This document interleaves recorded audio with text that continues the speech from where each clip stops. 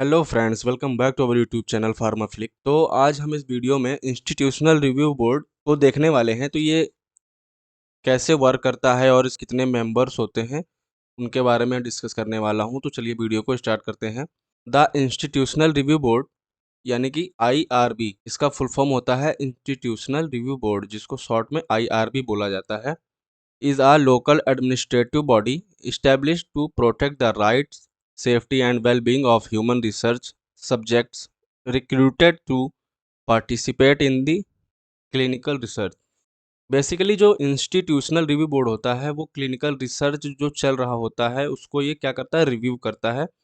जो कि local administrative body होती है, जो कि प्रोटेक्ट करती है राइट्स को, सेफ्टी को, और जो ह्यूमंस के द्वारा या ह्यूमंस के ऊपर जो भी क्लिनिकल ट्रायल्स चल रहे होते हैं उसको रिव्यू करता है।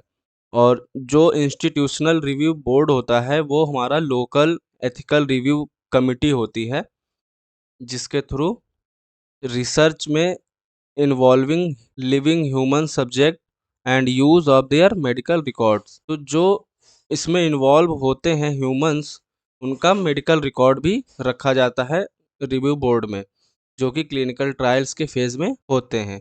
Research involving human remain biological fluids, tissue, embryos, foetus and etc.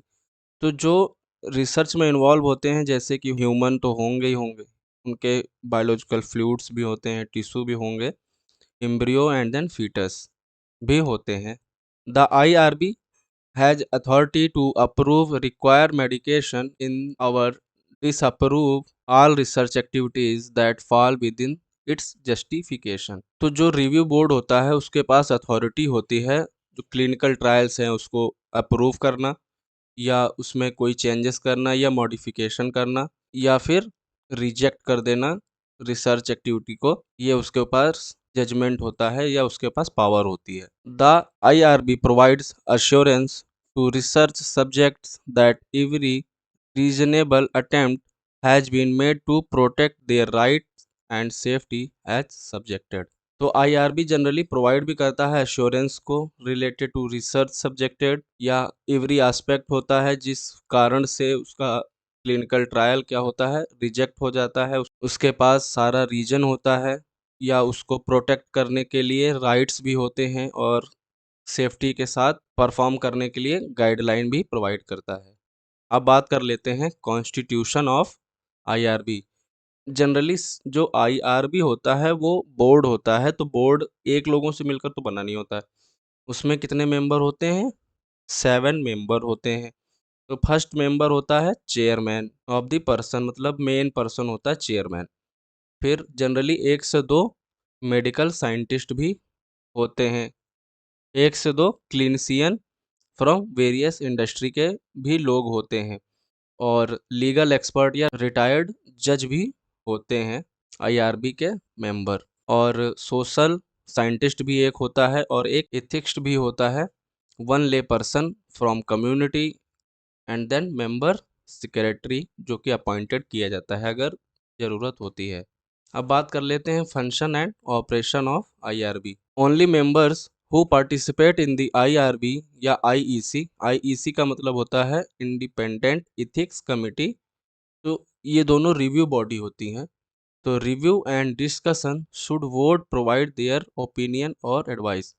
जो आईआरबी होता है उसके जो मेंबर्स होते हैं वही सिर्फ पार्टिसिपेट करते हैं इसमें, आईआरबी और आईईसी के रिव्यू बोर्ड में, या डिस्कशन या किसी भी वोटिंग के लिए, या किसी के एडवाइस के लिए। जो ये सदस्य होते हैं जनरली ये आईआरबी के ही सदस्य होते हैं।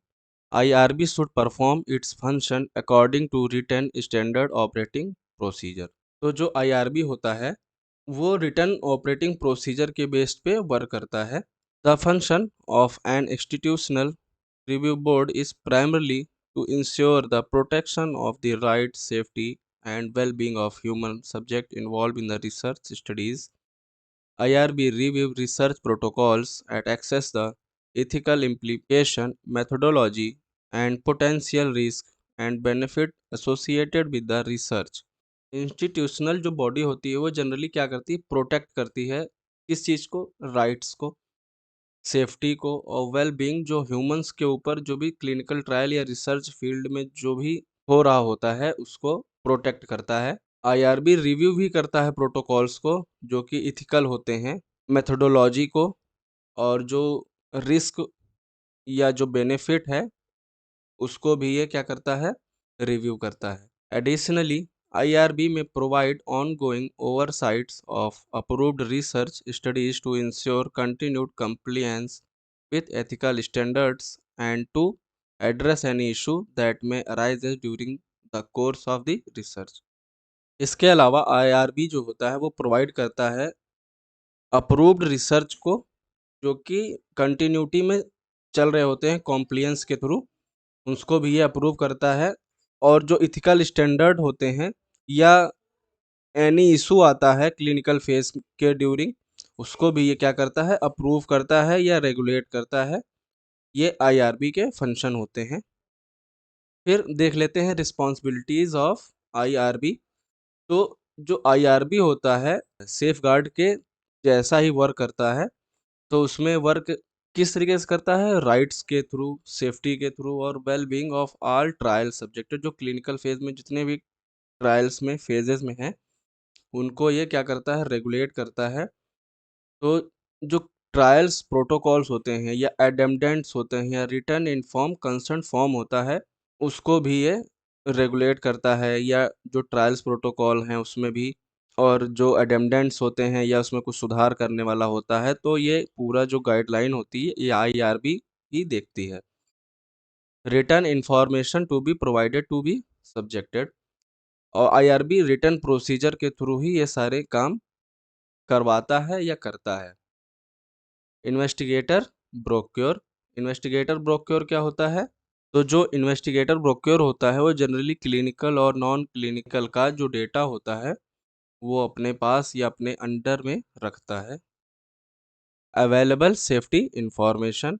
Investigator current curriculum vitae. The IRB should review a proposed clinical trial within a reasonable time and documented its view in writing, clearly identifying the trials। तो इस पे एक और रिस्पॉन्सिबिलिटी होती है, जो क्लिनिकल ट्रायल्स चल रहे होते हैं तो वो रीजनेबल टाइम पे होने चाहिए, और जो क्लिनिकल ट्रायल्स में जो डॉक्यूमेंट्स होते हैं उनको लिखना, और जो भी लिखा हुआ है उसको आइडेंटिफाई मतलब क्लियरली समझ सके अदर पर्सन, ऐसा होना चाहिए क्लिनिकल फेजेस में या ट्रायल्स में। आई होप दोस्तों यह वीडियो आप लोगों को पसंद आया होगा, तो आप हमारे चैनल को लाइक करें और अपने फ्रेंड के साथ शेयर भी करें। मैं मिलता हूँ नेक्स्ट वीडियो में, तब तक के लिए बाय बाय।